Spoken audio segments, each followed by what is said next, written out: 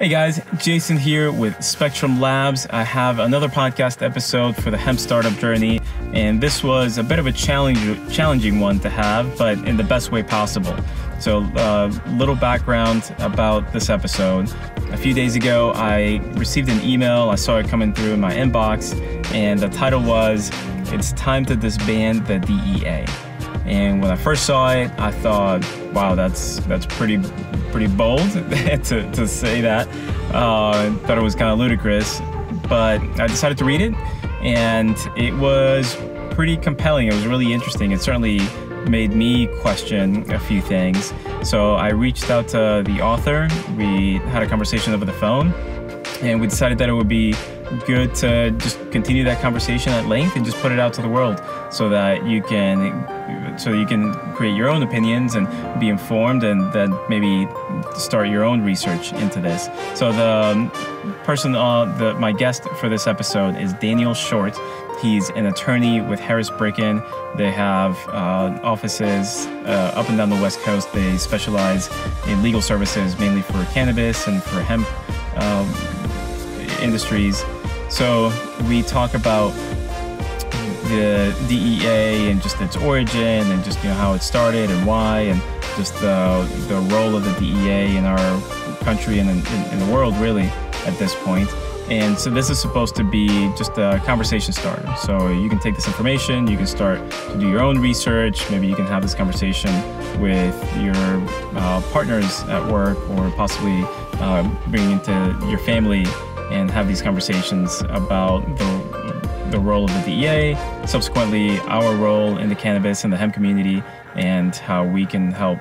I guess the way that I like to think about it is just, how can we be more human with each other? How can we help each other out in a better way? So, tough conversation. I was here more to listen and just to learn from Daniel, and I hope that you can tune in, listen, please share it. And if you have any thoughts about what you thought, whether you thought it was a great argument, whether you thought it was ridiculous, maybe you have a different perspective on this topic and you have some better suggestions. So shoot me a message and let me know. And I hope that you get to enjoy this conversation, and let's see where it goes. So please enjoy this conversation with Daniel Shortt. Daniel Shortt, thank you so much for joining me on the hemp startup journey. I've been looking forward to speaking with you here since we were able to connect last week. So welcome. Yeah, thank you so much for having me. I'm very excited to be here, and I'm really glad you reached out.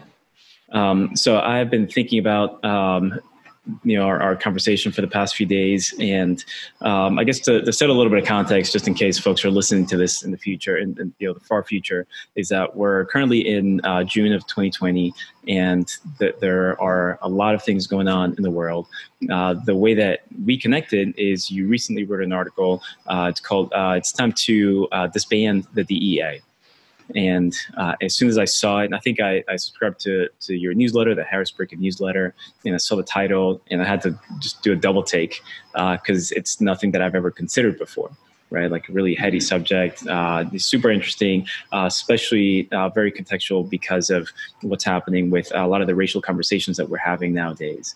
And we'll get into all of that, but that just for a little bit of context, that's kind of how we connected. And then I guess, to set a little bit more context, I look forward to having, let's call it imperfect conversations, during our this episode, because I feel like we should have space to put our thoughts out there and let them not be perfect. Like that's a way that some of us kind of understand the world. Like certainly myself, how we understand ourselves, and just kind of putting some thoughts out there, speaking with smart folks like yourself that are bringing really interesting insights. So I hope that when folks are listening, they're not thinking like, oh, well, this is a refined point of view. Like these are thoughts, and, putting challenging people to think about these really important topics, like what we'll talk about today with the DEA. So is there anything else that you want to set the tone about this conversation that we're going to have? Well, so I think I wrote the piece for our Canna Law blog, which we normally cover. We cover a lot of topics, and we certainly have written about the DEA before. There's actually an article by a colleague of mine from 2015 that's kind of similar to mine. It's about, getting rid of the DEA or ending the DEA. So it's something that we touched on before.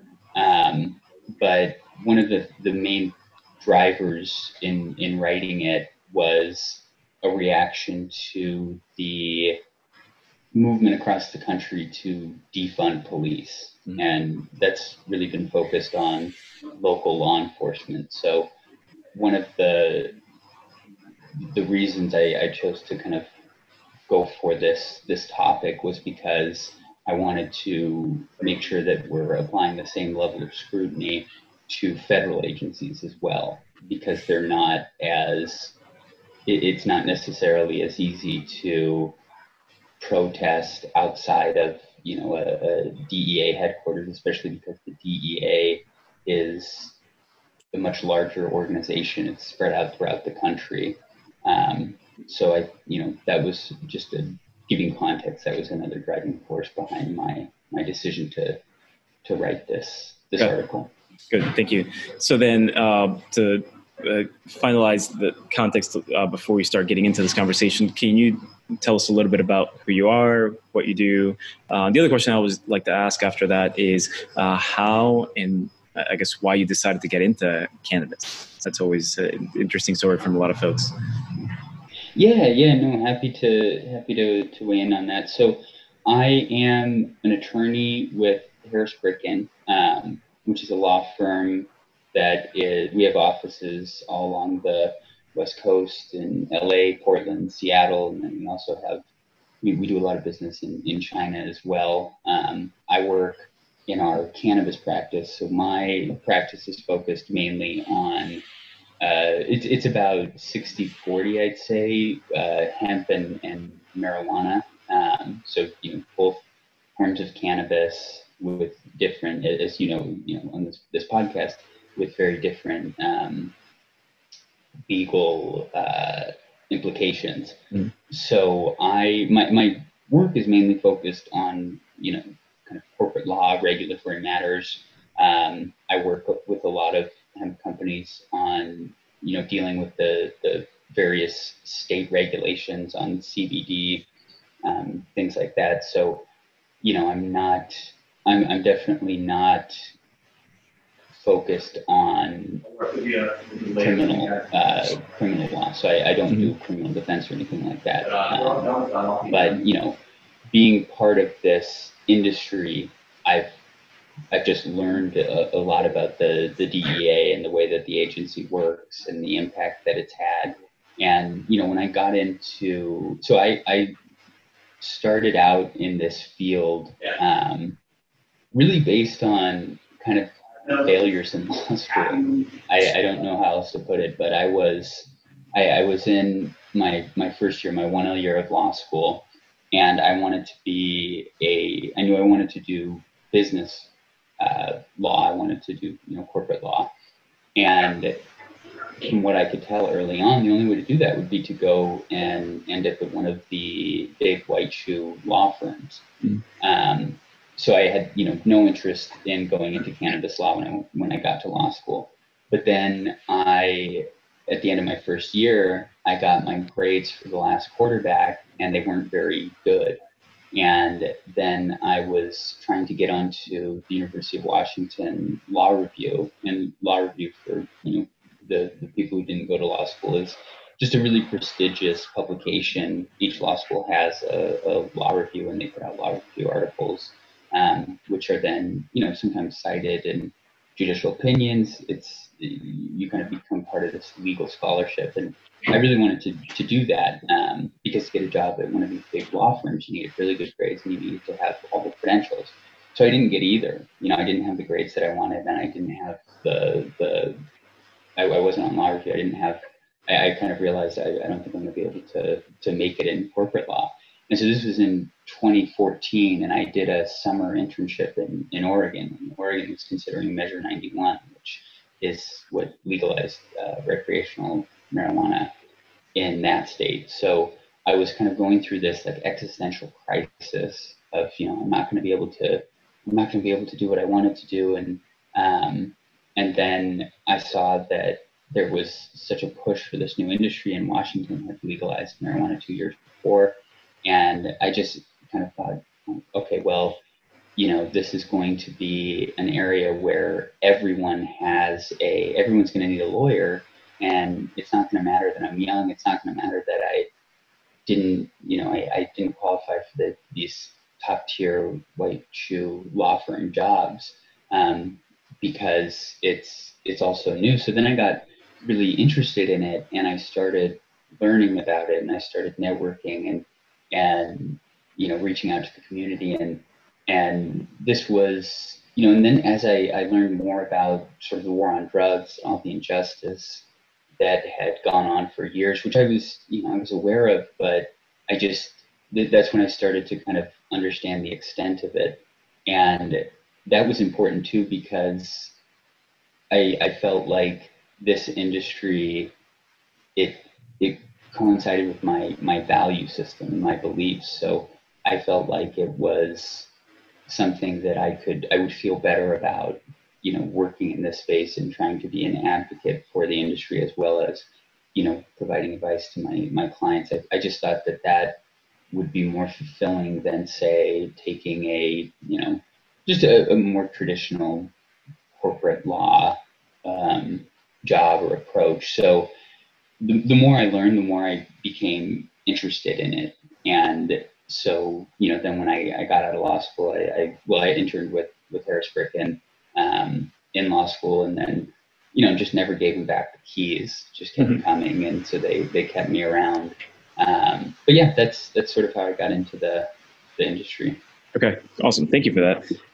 So, let's start talking about your article, and then before getting into it, maybe because I'm going to be learning from you, right? Like I don't have that much to contribute, being that this was just a very recent topic for me. You seem to have a good understanding of what I guess what this is and what you're proposing. But before we get into that, can you talk a little bit about what is the DEA? Like, what is its? What was the original purpose? When we were talking last week, you mentioned some things about the Nixon administration and just his original idea of fighting drugs, and then just maybe kind of got a little bit convoluted. So, preceding that, like, what is the DEA? What are they supposed to be doing? Yeah. So the DEA is essentially in charge of both controlling drugs themselves and then enforcing drug laws. So I think the conversation, it makes the most sense to start with the Controlled Substance Act, okay, which is it's essentially the federal drug laws. And the Controlled Substances Act takes various substances and places them in different schedules based on their danger to society. That's how the system works. And so you have Schedule 1, which is where marijuana is scheduled, and it's where heroin is scheduled. Those are the most dangerous drugs in the government's eyes. They're so dangerous that they can't even be studied, even with medical supervision. And then Schedule 2 drugs are still dangerous, they're still controlled, but there are some medical applications. So, for example, cocaine is a Schedule 2 and marijuana is Schedule 1.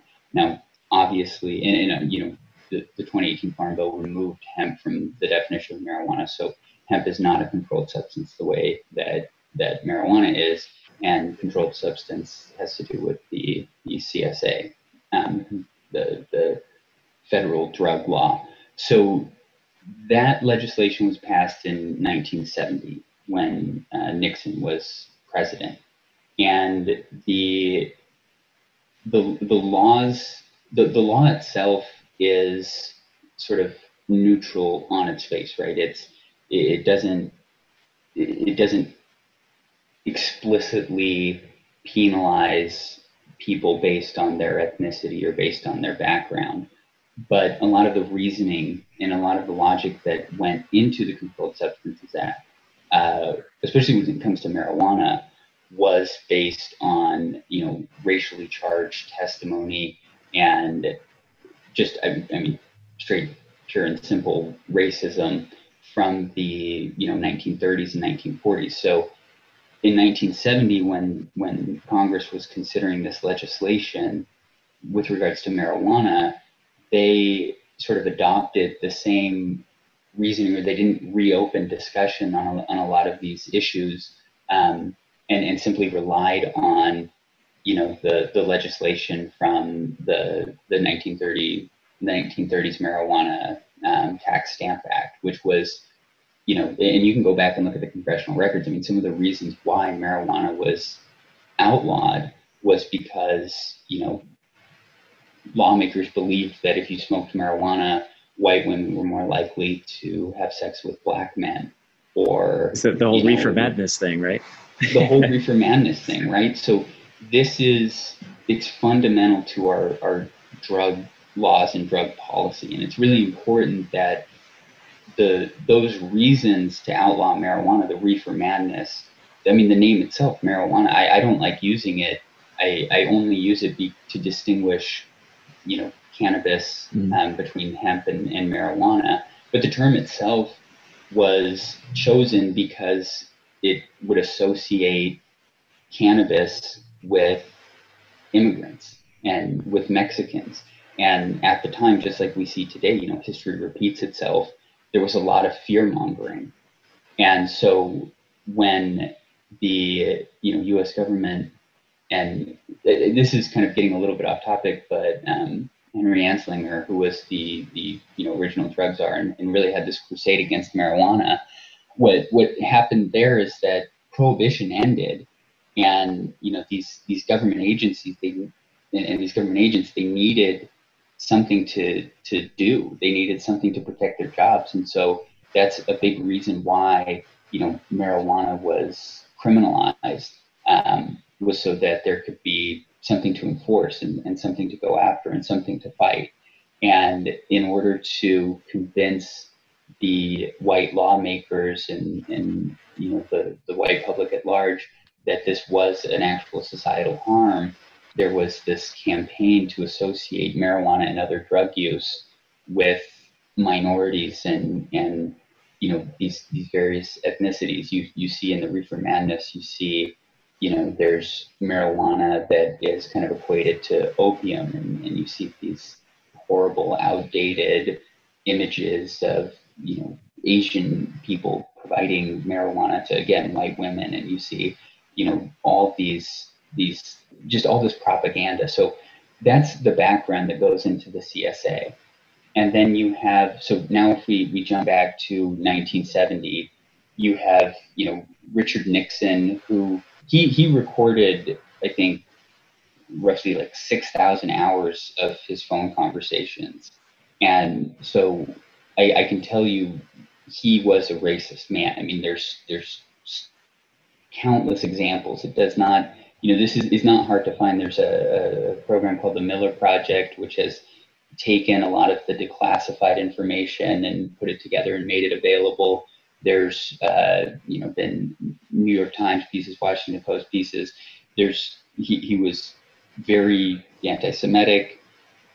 He was racist, and his policy advisor, I think this was last year anyway, this news leaked about how in 1994 his advisor has said the reason that there was a war on drugs was because Nixon knew that he couldn't, he couldn't explicitly go after black people, and he couldn't explicitly go after sort of the left-wing hippies, but he knew that, those groups in his mind were more likely to use drugs. So by criminalizing drugs, he could legally go after these different individuals. And so, that's where you're coming from. And so I think that Nixon's sort of racism definitely influenced drug policy, and it influenced the push for the Controlled Substances Act. But I also think that that's kind of an oversimplification, because Nixon also did hate drugs, and he did see them as a societal harm. And in the 1970s, you have the Vietnam War, and you have soldiers coming back who are, suffering from PTSD and had drugs widely available in Vietnam, and then they returned to the U.S., and that really brought the drug problem to light. The number of heroin addicts, the increase sort of in heroin addiction during the Vietnam War era, I think has a lot to do with the passage of the Controlled Substances Act. So Nixon was, both a racist, but also he saw the social harms that come with drugs, and drug use at a, wide scale, kind of the epidemic that could come from it. So in the first few years of the Controlled Substances Act, Nixon's policy was focused on stopping the demand for drugs, not the supply. So, and that's key to all of this, because in the years since, the focus has shifted to stopping the supply, and that's what we see as the DEA's main focus today, and the U.S. drug policy's sort of footing is on stopping the supply of drugs. It's going to the border. It's preventing drugs from coming in from South America. It's shutting down distribution networks in the United States. Capturing submarines now, apparently. Submarines? Apparently that's a thing now. Like DEA capturing submarines coming across different bodies of water full of drugs, which is mind-boggling. Exactly. So that's what we have now. But stopping the demand side is more focused on education and rehabilitation. Mm-hmm. So think, it's not easy, but think of DARE, right? The after school specials, the Just Say No. Those are more focused on education, getting, involved early, talking to kids, and even as early as elementary school. I remember we had a DARE program when I was in, I think, 5th grade, right? And so that's a piece of it as well. But anyway, early on, that's what Nixon wanted to focus on, or at least wanted a 50-50 split, where you have this, so you have the enforcement side. There are stiff penalties if you're caught distributing drugs or using drugs, but in terms of the initial budget, there was, it was even. There was as much money going into the supply side, so going into, rehabilitation and education, but then as the Nixon presidency went on, and then really in every subsequent administration, the focus has shifted drastically towards stopping the supply, and the funding and the programs focused on stopping the demand have really stagnated. So that's what we see today. That's, there's this massive focus on enforcement with not nearly as much effort in rehabilitation and education. But, the other, so kind of returning to your question about what is the DEA, it also does regulate drugs. And so in the context of marijuana, this comes up a lot because the DEA has consistently refused to reschedule marijuana because, it doesn't, it shouldn't be Schedule 1. It's just not as dangerous as heroin. And there was a commission that found this in 1970 that Nixon decided not to kind of enter into the congressional record because it was so apparent that, marijuana, it's not physically addictive the same way that alcohol or heroin or cocaine, the same way that they are. It's, you don't overdose from it. It doesn't cause deaths. And I'm not saying that, I think this is important too. It is a drug. It's not without, some social harm, but it's just comparatively, it makes really no sense to have it associated or scheduled alongside of heroin and methamphetamine. But anyway, so, really what we're talking about now with the issue is now, I think, with the DEA, it does have to do with this, not only their inability to control drugs and stop drugs, but also the total failure of trying to cut off the supply of drugs in the United States, or trying to use, punitive measures to prevent people from entering the drug trade or using drugs. That's, I think, one of the big issues that's got us to where we are today. So I highlighted a couple of things that you mentioned in the article, and again, folks are interested, they can go to the Harris Brigham website and read it. It's Canon Law blog. The Canon Law blog, and it's titled "It's Time to Disband the DEA." And I'll link to it in the show notes. But one of the things that you mentioned when you start introducing when the DEA was created was sort of the bias. Just some statistics about activities by the DEA. So you mentioned in 1973, 1.1 out of 100,000 deaths in the U.S. were attributed to unintentional drug overdoses. And in 2018, the CDC reported that 19.1 out of 100,000 were attributed to unintentional overdoses. And you continue making a point about, well, just the DEA has been ineffectual. As a reason to, I guess, as an argument for saying that we should cancel it. So can you start talking about some of those things, that the purpose of the DEA was to curtail drug use, keep people safe, but that even within those parameters, not even necessarily talking about the race part of it, but just even within those parameters, that they're not being effective? Yeah, no, absolutely. So the DEA is a failure. It's a failure. And one of the easiest ways that I think, one of the most obvious failures is that statistic that drugs are so much more dangerous now. And I understand that fighting drug use is a complicated issue, and that it's, finding metrics for success in that fight can be challenging. But remember, this agency is enforcing drug laws and also controlling drugs. So the DEA is also part of the opioid epidemic. And you've seen the DEA take a very, very tough stance against street drugs, right? So you see, mandatory minimums put in place. And the DEA works with the Department of Justice and prosecutes these crimes sort of to the fullest extent of the law. And you see, and this gets to the systemic issues, right? You see the difference in sentencing guidelines for things like crack versus cocaine. So the DEA's MO has been tough enforcement, lock people up. If new people come and take the place of someone that you locked up, you lock them up too. So you see that they've taken this, it's, at least when it comes to street drugs, at least it's consistent.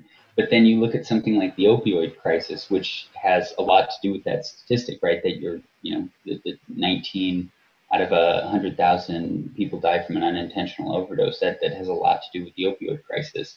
Well, there was, I think it was on 60 Minutes just this last weekend, the DEA has not even gone after these pharmaceutical companies with nearly the vigor that they've gone after street drugs. So, and that's happened for years. I mean, you'll see, some of these companies, they've killed thousands and thousands of people, and very rarely does anyone actually go to prison. So, this agency, not only has it taken this wrong approach to fighting street drugs, again, I use that term sort of loosely, but when it comes to this more white-collar pharmaceutical company crime, the DEA backs down and it becomes intimidated, and it'll settle these cases where you have, companies making billions of dollars, leaving a trail of bodies, and then the DEA will settle for, you know, 100 million, which is chump change to these pharmaceutical companies. So it's the failure is not just in the systemic racism that the DEA has, you know, expanded across the country. It's also just that they're really, really, really bad at protecting Americans from drug harms on the enforcement and control side. And their budget is insane, right? I mean, I believe it's over $2 billions. billion. What is it, 2 billion? I believe so. I believe it was slightly over 2 billion for 2019. Yeah, that's incredible. So then the other thing that you mentioned that that I highlighted was, let's see if I can find it, but you were talking about, so like here's one about criminal activities. I think this was a case in New York. So the Washington Post reported in 2019 that not one of the 179 defendants arrested in the DEA reversing cases in Southern District of New York were white, and all but 2 were Black and Latino. And I think somewhere in the article you mentioned something else about the majority of people being white in a certain case, but that the folks that were arrested, most of them were Black and brown folks. And so that's where you start talking about the whole racial bias within the DEA. Can you talk about that? Absolutely. So again, just to recap, we have these drug laws which are neutral on their face, right? So it's there's nothing that you're going to find in the Controlled Substances Act that says that, you know, if you commit this crime and you're Black, you're going to be sentenced to a longer prison sentence, or you'll have a longer prison sentence, right? There's obviously, I mean, that would be unconstitutional, but it might as well say that because that's exactly how it's played out. And this idea about the war on drugs being an actual war on drugs is BS. I don't know if I'm allowed to swear, but it's total BS. Because if it were really about drugs, then I have to imagine the DEA would have been kicked around or disbanded already, or, you know, reconfigured, because the drug problem has just gotten worse and worse and worse. And, you know, I mean, if the IRS was, you know, was collecting taxes the way that the DEA was fighting drugs, the US government would have no money, right? I mean, if they were doing, if there was the equivalent where, you know, it was essentially, they were doing a 20 times worse a job than they were in the 1970s, the IRS would either no longer exist or would be completely different than what we know today. So it's not about that. The numbers that have gone up are incarceration statistics. So not only do we incarcerate more people, you know, per capita than we did when the DEA was formed in 1973, but these, not only in those individual cases that you mentioned, you know, I talked about the New York case, and then there was another one in San Francisco, but if you look at a broader scale, it's the number of you know, Black and Latino people in prison so far outweighs the relative population side. So you have to look and say, why is this happening? Why are there these so-called neutral laws that are having these incredibly racially disparate effects? And I think a lot of it has to do with the idea of implicit bias. And, you know, I also talked in my piece about the DEA's task force program. So in the 1980s, the DEA came up with this drug courier profile, and it was to be used in ports of entry, airports, trains, to try and detect people smuggling drugs. And those, again, the sort of guidance was neutral on its face, but the images used were, you know, Black and Latino men.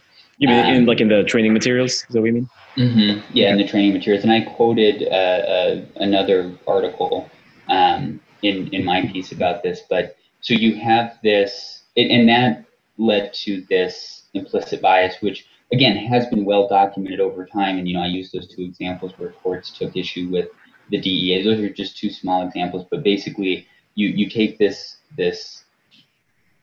racial profiling, and then you marry the DEA to all these law enforcement agencies around the country and internationally too. And then now you have the DEA going to police departments, and I'm not saying that these police departments were, quote unquote woke. I'm not saying that they were not already dealing with this implicit bias and this racial profiling, but you have the DEA and all the government money that comes with the DEA traveling around the country, training police departments to look for drugs, expanding its mission to no longer just focus on the high-level drug dealers, the distribution networks, the importation, but also focusing on basically every link in the chain. So the DEA, in partnering with law enforcement, started going after low-level drug offenders, drug dealers. And that's a big part of this mass incarceration. And then you have police that are already focused on minority communities because, again, the systemic systemic racism plays into every piece of this, because you have these communities that don't have nearly as much economic activity. These are communities that have not been nurtured or invested in by the U.S. government and are monitored heavily.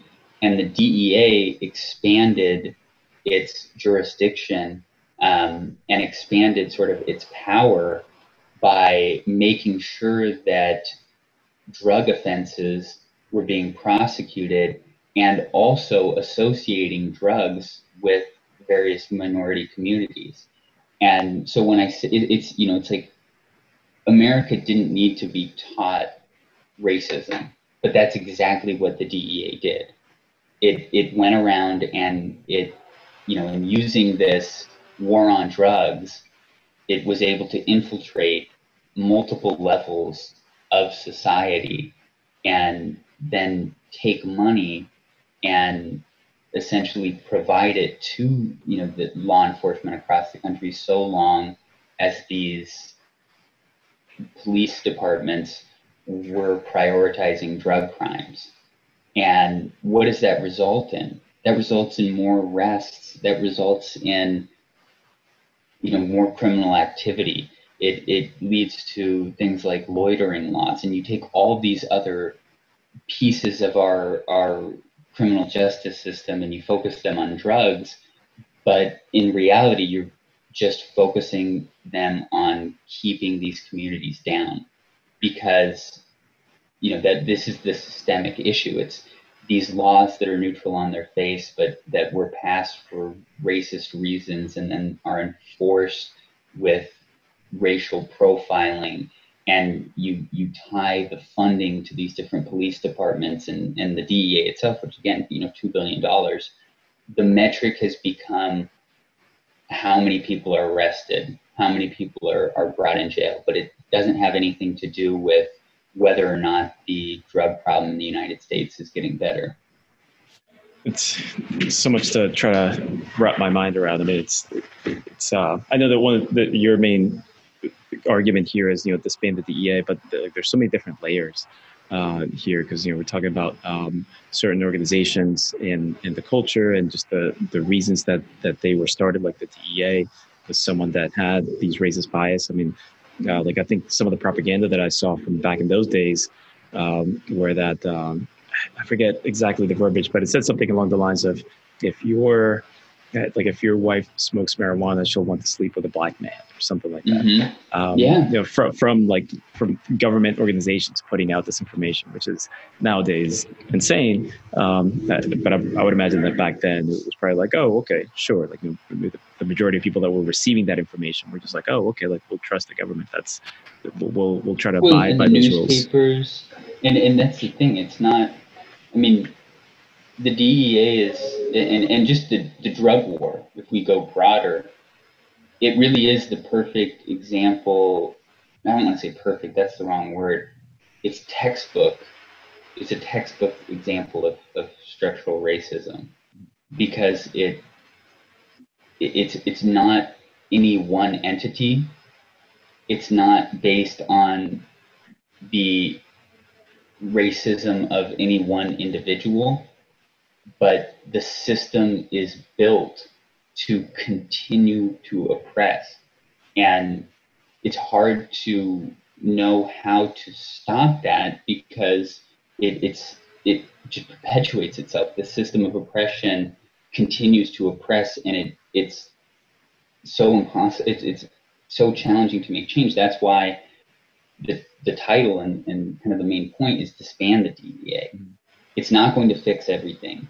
It's not going to give people back their lives they've lost, the time that they've lost, but I mean, so many of the issues that we're seeing, I think, are related to the DEA, the militarization of the police, the mass incarceration. So much of this has to do with drugs, but it never really has been about drugs.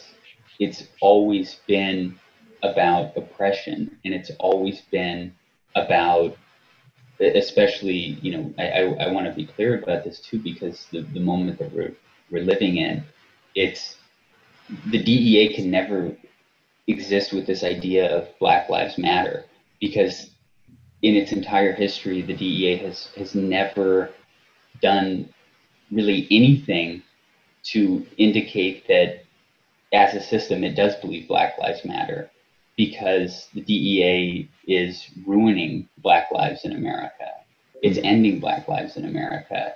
And it's not just the DEA. I mean, if you know, this all started with the memo in light of the George Floyd protests.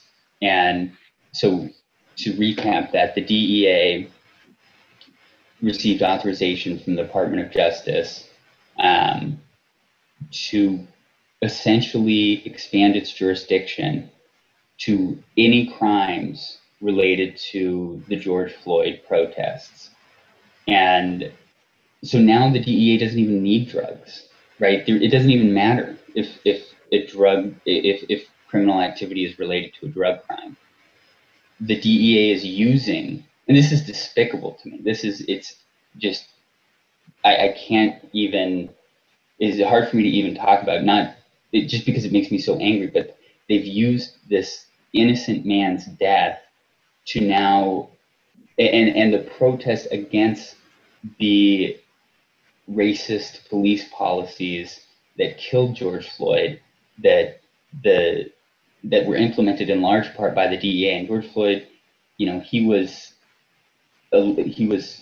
killed because he allegedly used a counterfeit $20 bill. It doesn't even have anything to do with drugs, but it's that internal systemic racism that the DEA has promoted, that people are violently protesting and reacting to. And now the DEA is using that as a justification to continue to go after and continue to arrest Americans. And it's just despicable. It's evil, and the DEA does not deserve to continue to exist for a litany of reasons. But that alone to me is enough. Just the absolute disrespect to George Floyd and to the First Amendment and, you know, these fundamental American values. That was obviously kind of a big reason that I wrote this as well. But you know, and it's also, it's like they're so bad at their job too, that of course they need to expand this jurisdiction, because states are now pushing to reform or abolish, defund police departments. And I think that scares the DEA, because if that happens at the local level, it could very well happen at the federal level. And I think the DEA should be scared, because I do believe that we are in a moment where people are just no longer tolerating it, and it's a shame that it's taken this long, but we can't let we as a society can't let the DEA continue to do what it's done. I mean, I don't think that we can survive with the drug epidemic and the lack of treatment, the lack of rehabilitation, in addition to the added violence and danger of just the criminalization of drugs. And that $2 billion, there's got to be a better way for us to spend it. I don't know the exact way to do it. I can't come up here and say that I have all the answers, but it's too high of a risk to continue on the path that we've been on.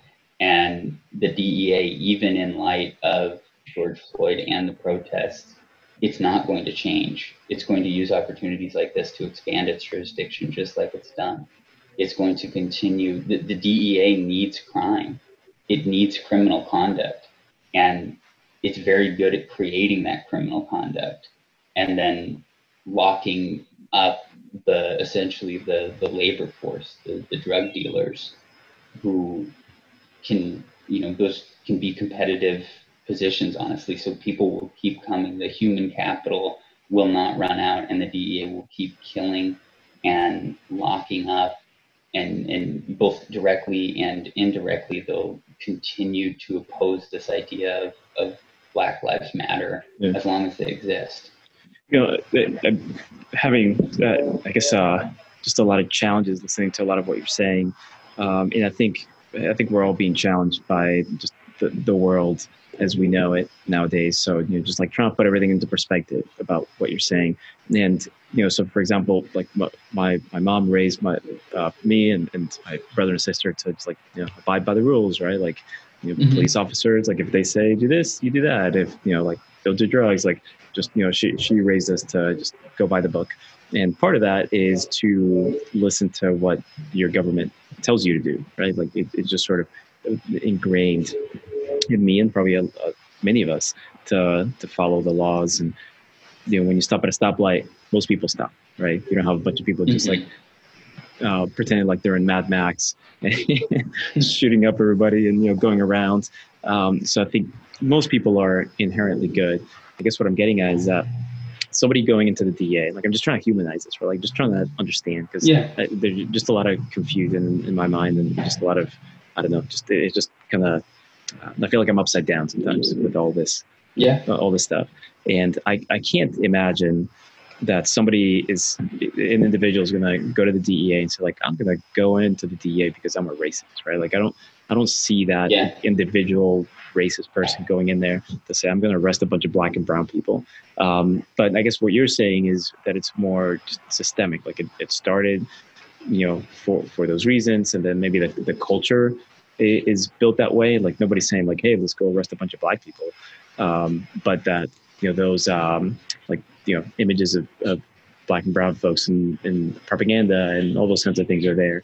Like, I'm just curious about your thoughts on that. Like, why does that still persist in an organization like that? I don't know if you have an answer. I'm just trying to think of like, how could somebody go into with probably good intentions, where like, yeah, I'm going to go do my job and help my country get rid of drugs. And then all of a sudden, that they might be part of that problem of continuing to one of the folks that you, but before I let you answer, one of the folks that you linked in your article, Rebecca Del Sol, from the Criminal Justice Matters, I guess she had something in her article that apparently white Caucasian folks and people of color use drugs in roughly the same amount. But then you have the incarceration and the arrests of Black and brown people that are overwhelmingly, so much higher, right? So just trying to think, I don't know, like trying to wrap my mind around like, how does that continue to happen? And, there's nobody in that department or organization say like, hey, like, are we actually doing the right thing? Or we're just going to continue the same practices we've been doing for the last 50 years? Well, and I think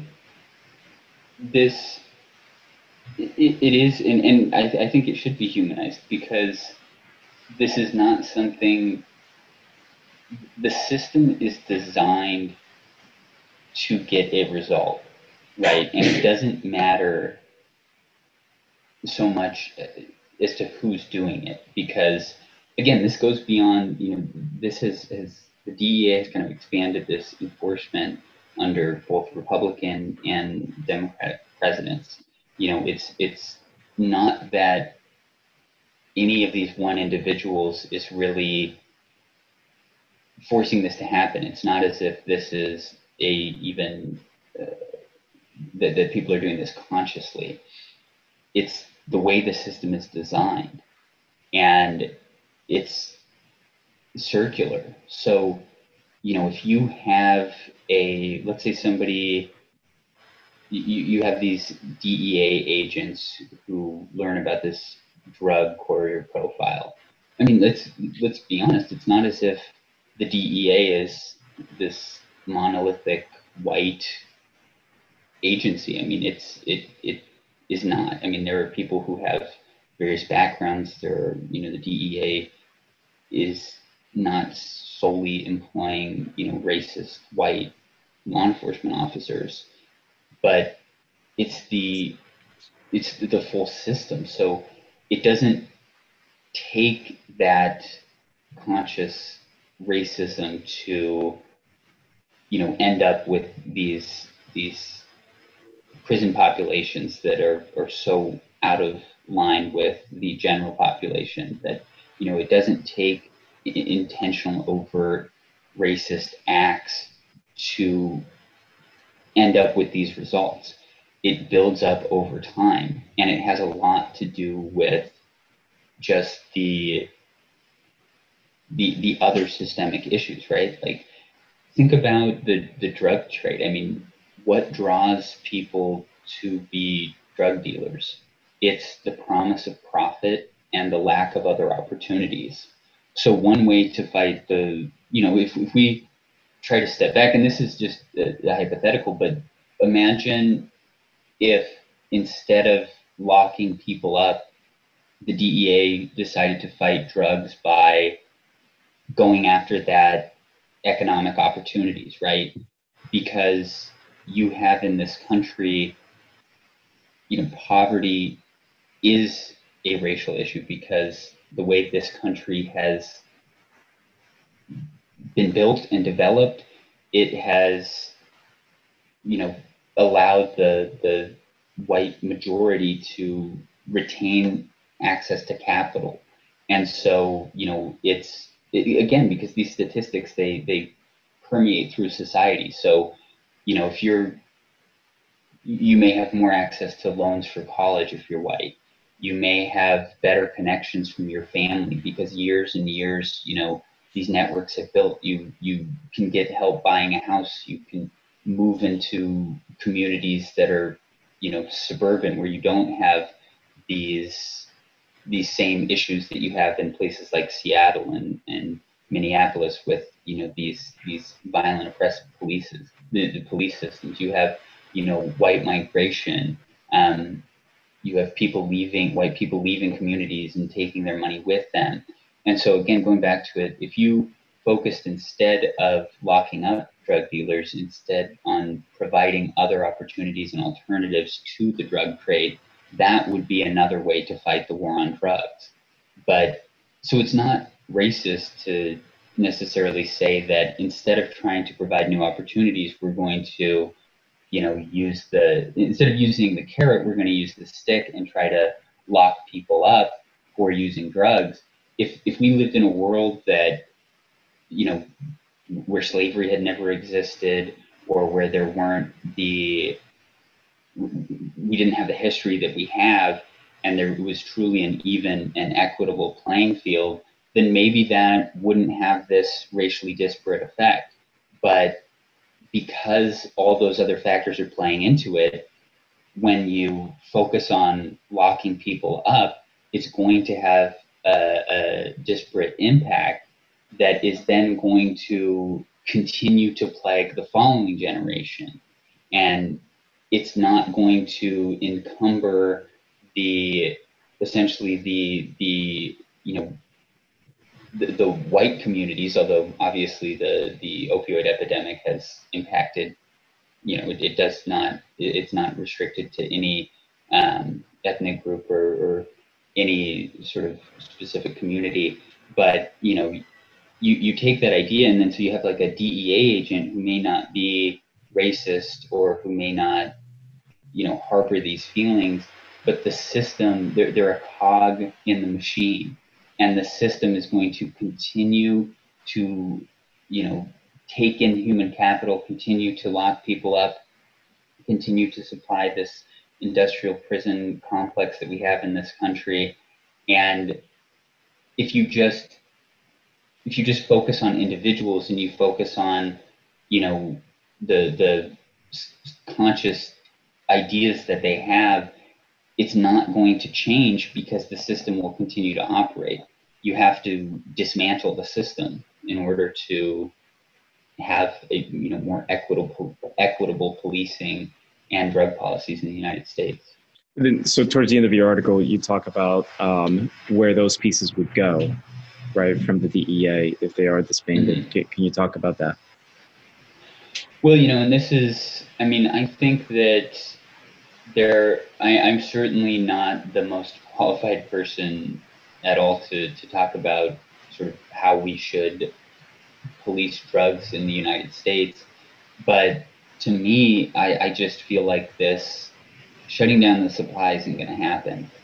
And if we're able to put more money into treatment, especially, and I'm not just talking about drug treatment, but treatment for a lot of the underlying issues that are related to drug use, the depression, anxiety, the traumatic PTSD, all of these underlying issues that, $2 billion may be able to actually impact. I think that that's the starting point. And then you also have to talk about legalization. If you take away the criminal element, then you wouldn't have the same incarceration problem. You wouldn't have the same violence, the militarization of police. Drug crimes account for such a large percentage of criminal activity anyway. But, going back to the pharmaceutical examples, we already have a system where in some cases the DEA is willing to settle and is willing to let people go on with their lives, pay fines and penalties and things like that. Now, obviously, there are some violent drug activities that you can't take the same approach, and I don't want to just completely equate this pharmaceutical issue to fighting cartels, which are cartels are incredibly violent, sophisticated, ruthless organizations. But if you were to legalize drugs, then you don't necessarily have to deal with the same cartels who have, as the DEA has ramped up and become more militarized and more powerful, the cartels have done exactly the same, and they're more adaptable, right? So the DEA is never going to be able to outmaneuver them. It's a bureaucratic agency, and the cartels, they move much faster. They don't have to go through the same committee meetings, and they're not employing sort of 9-to-5 workers. Yeah. So by legalizing drugs too, and then focusing also on the efforts to provide rehabilitation and education, I have to imagine that's a better system. But it's also, we're at a point, and I think we're seeing this a lot, in Seattle. Like in Seattle, I'll speak where I'm from, where the reaction to the police, to the protests, the violent police reactions has really been telling, I think, and it's showed that the conversation shouldn't just be about reform, because reform should have happened decades ago. At the very least, reform should have started in earnest when Colin Kaepernick started kneeling and made this an issue at dinner tables across the country. But it didn't. And now, when we look at the cost and benefit of continuing in this police state, I think a lot of people are realizing that even if we don't have it fully figured out, there's a high cost of continuing on the path that we're on. And so, I do encourage people to research and learn and educate themselves on issues of, defunding the police, but also the DEA, so that we have, an informed voting population that can then reach out to lawmakers and push for these policy changes and continue to protest and continue to fight for change. Because it's not sustainable. We shouldn't have been living under this oppressive, DEA police state for as long as we have, but it's ruined and ended so many lives. But just as a society, I don't think, even if we don't have every piece in place moving forward, we just can't continue to operate this way. Yeah, I think understanding those issues and understanding the history is really important. Like you mentioned, there's a great book that I read last year. I think the title was just Marijuana, and it's John Hudak, who's a strategist. I forget the company that he's a consultant for. He's with the Brookings Institute.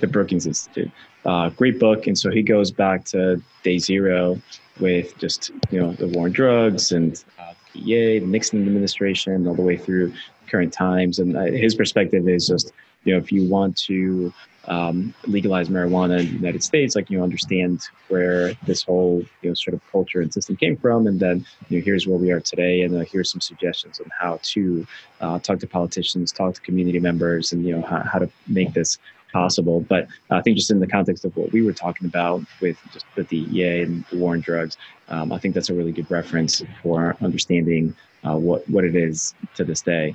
I'd like to also, since you mentioned that, mention the New Jim Crow by Michelle Alexander, which is an amazing book. I mean, it touches on everything, kind of a lot of the things that we've talked about, but in a way that I could never, convey. I mean, it's really, really an excellent and heartbreaking look at how we got here. Okay. 10 years ago, but obviously things have not really improved in that time. And then also I strongly urge people to look up and sort of learn more about the Drug Policy Alliance, which I cited in my article.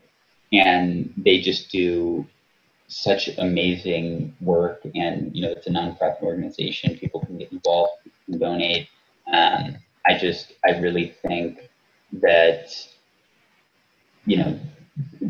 I'm glad that I had the opportunity to come here and talk, and I'm really glad that you reached out. I'm glad that you read my article. But I want to kind of point to the people who have really been doing this work and are really informed on this.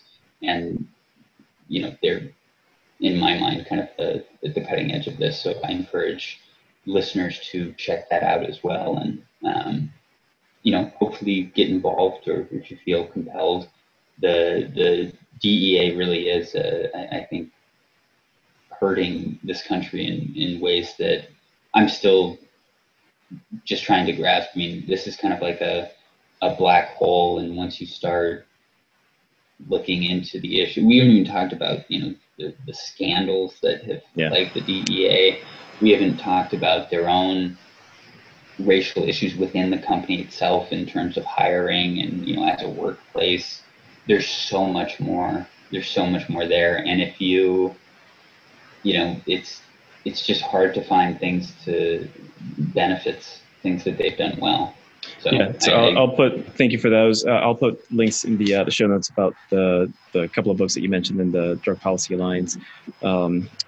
Because I think it'll be good for folks to kind of read up. I think once you start, like you mentioned, once you start going down this road, you just keep finding out and discovering and learning and understanding. And like I mentioned earlier, I think certainly myself, I've been, feels like every day I'm challenged by some notion of something that has existed, or organization that has existed in our country forever. And, somebody saying like, oh, well, it shouldn't be like this, it should be like this. And I'm like, wait, what? It's just feels like my lid is being blown off every day. Yeah, no, I know. I think that I like the example that you used about your mom, telling you to listen to police and things like that. It really is embedded in us, right? We really do have this idea that you should trust authority, and that, police are here to serve and protect, and that, the DEA is fighting drugs, and they have a valid mission, because drugs are dangerous, and there's no question. But when you start kind of looking into it, it just doesn't add up. And those ideals are not consistent with the agencies and the authority themselves. It's just, it is challenging, and it's hard to shift your paradigm, but I think we all just need to keep looking at that, and and make sure that our actions and our beliefs are consistent with our values as people. And that's my biggest issue with the DEA, is I just think that they've done so much harm that I didn't know what to do with the coronavirus and protests. And so I just thought, well, at least I can try to explain how poorly the DEA has handled drugs in America. Yeah, absolutely. I think I mentioned the other day, I felt like myself, like I had to figure out my place in the world. Just, for the past 3 months, it seems like we've all been sort of displaced in one way or another. And, certainly in the past 3 weeks or so, then it's another sort of chasm of just like, hey, and you're like, what, like, not necessarily pick a side, but just like, what do you stand for? What are your beliefs? And just unearthing all these different feelings about just our world right now. And being in the cannabis industry, this is a really important subject for us to consider. And, not trying to sell anybody on it, but I think it's really important for us to at least consider it and understand, hey, what's really going on with an organization that's really very closely tied to what we do in cannabis, marijuana and hemp. That would be important for us to know what that relationship is like, and whether we want to fight to keep it or not. Like, I think it's just at least important for us to consider where do we want this to be. So I appreciate you coming on today and bringing up these topics. I'm sweating profusely because it was just so uncomfortable, like in a good way. So,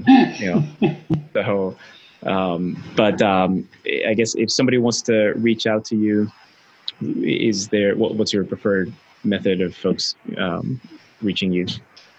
Yeah, so it's pretty easy to find me on Harris Bricken's website. Again, my name is Daniel Shortt.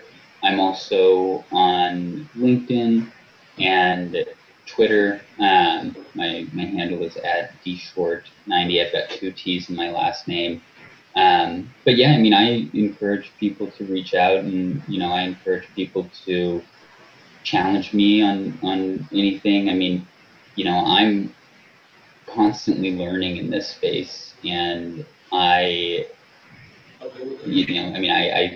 totally will. If someone wants to take the time to, reach out, I really appreciate that, even if it's critical. Most especially if it's critical. So I am, in no way sort of I'm a work in progress myself on all of this, and